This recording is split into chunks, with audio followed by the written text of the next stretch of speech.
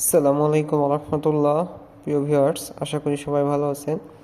আজ আমরা দেখব জিকের খুব গুরুত্বপূর্ণ 10টা প্রশ্ন এবং তার উত্তর, যে প্রশ্নগুলো আমাদের বিভিন্ন চাকরি পরীক্ষায় বারে বারে আসে। 1 নম্বর প্রশ্ন আছে, বখতিয়ার খলজি গৌড় রাজ্য জয় করেন কত খ্রিস্টাব্দে? 1205 খ্রিস্টাব্দে। বোলকপুর নামে পরিচিত ছিল বাংলা। পুণ্ডু বাংলার জনপদগুলোর মধ্যে সবচেয়ে প্রাচীন জনপদ কোনটি? পুণ্ড। প্রাচীন বাংলার জনপদগুলোর মধ্যে সবচেয়ে প্রাচীন জনপদ কোনটি? পুণ্ড। ভারতবর্ষের প্রথম স্বাধীন মুসলিম রাজবংশের নাম কি? মামলুক ও দাস বংশ।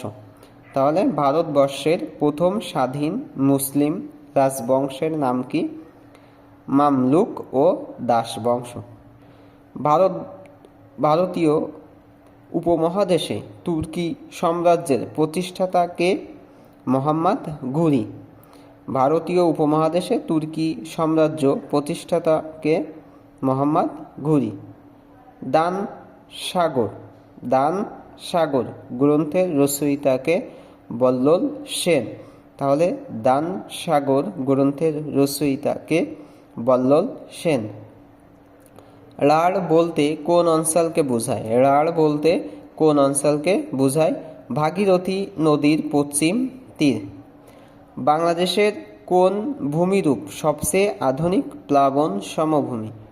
বাংলাদেশের কোন ভূমিরূপ সবচেয়ে আধুনিক প্লাবন সমভূমি? চর নিউটন কোথায় অবস্থিত? ভোলায়। বাংলাদেশের আবহাওয়া অধিদপ্তর কোথায় অবস্থিত? ঢাকা, আগারগাঁয়ে। বাংলাদেশের আবহাওয়া অধিদপ্তর কোথায় অবস্থিত? ঢাকা, বাংলাদেশ। আশা করি প্রশ্নগুলো বুঝতে পারছেন। সবাইকে ধন্যবাদ।